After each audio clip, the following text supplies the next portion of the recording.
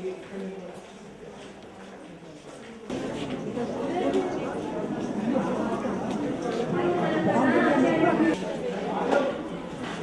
కూడా ఒక 2 నిమిషాలు స్వచ్ఛమైన తెలుగులో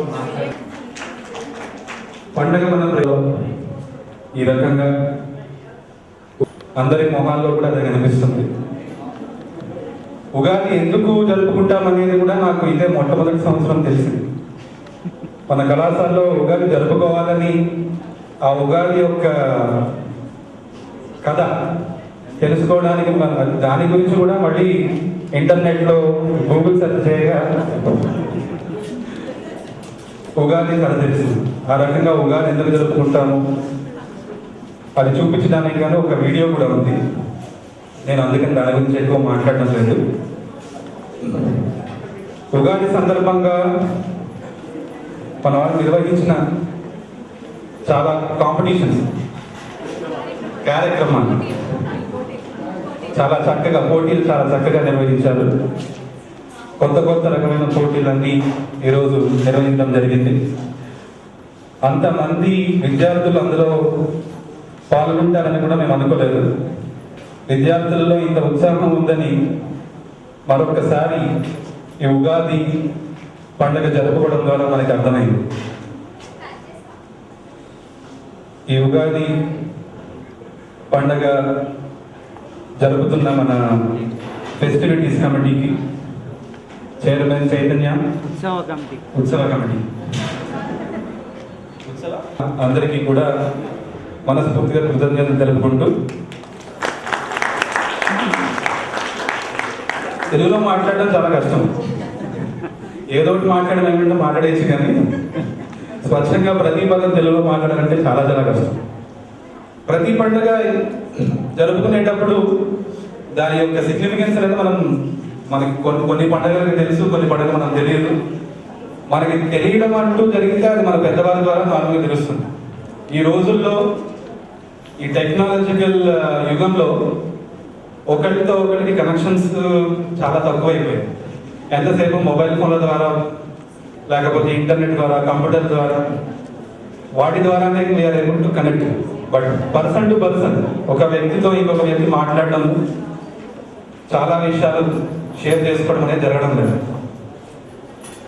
ఒక పండుగ అనేది అట్లాంటి అవకాశం మనకి ఇస్తుంది. ఫ్రెండ్స్తోనే కాకుండా ఫ్యామిలీ మెంబర్స్ తోటి, రిలేటివ్స్ తోటి అందరూ కలిసి జరుపుకునేదే పండుగ. దేశాల కన్నా ఇండియాలోనే ఎక్కువ పండుగలు ఉంది, ఎక్కువ సెలవులు కూడా. అందుకని మనకి సెలవులు అంటే బాగా అలవాటు పడితే ఉన్నాం.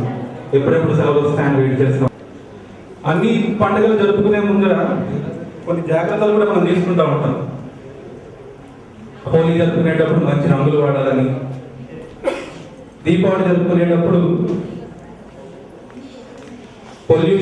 కాలుష్యం తక్కువగా ఉండేటట్టుగా దీపావళి జరుపుకోవాలని, వినాయక చవితి జరుపుకునేటప్పుడు మట్టి వినాయకుడు.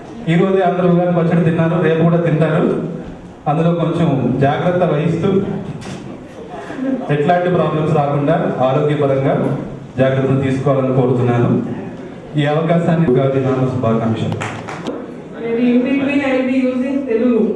Okay, so I am a principal, all the faculty who have organized, especially students, within a short period of time, I think 4 days we could organize the event. So today I am feeling very happy that I am celebrating Ugadi with all the colleagues and students for the first time. So I thank everybody. So I will be not talking much about Ugadi.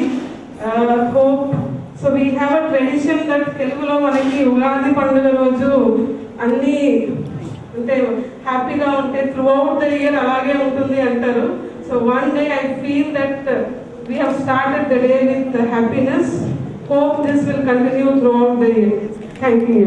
Ugadi రోజుని బ్రహ్మ సృష్టిని ప్రారంభించాడట. ఆ నమ్మకం ఆధారంగానే కొత్త సంవత్సరం చైత్ర శుద్ధ పాఠ్యమి రోజేనట. వేదాలను పొందిన బ్రహ్మ ఆ రోజు సృష్టి చేయడం ప్రారంభించాడట. పురాణాలను పరిశీలిస్తే ఉగాది పండుగ చేసుకోవడం మహాభారత కాలంలో కూడా అమలులో ఉందని మనకు తెలుస్తుంది.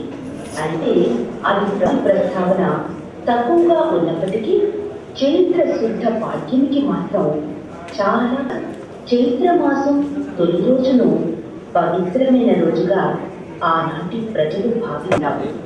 మిగిలిన రాష్ట్రాలలో సౌరమానాన్ని అనుసరిస్తారు.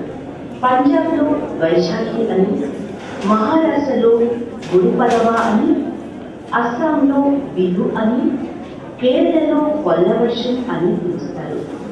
ఉగాది రోజు మనం ఏం చేస్తాం అంటే తైలంలో లక్ష్మీదేవి, నీటిలో గంగాదేవి నివాసం ఉంటారట. అందుకని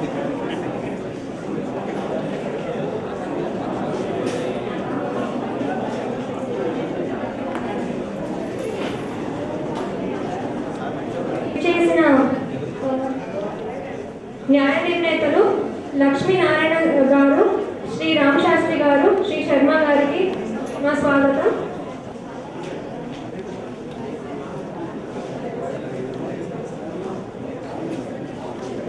Vapu, that is pronunciation, and Navyata, what is the novelty in that? 4 parameters ఉంటాయి, 4 into 5 20 marks.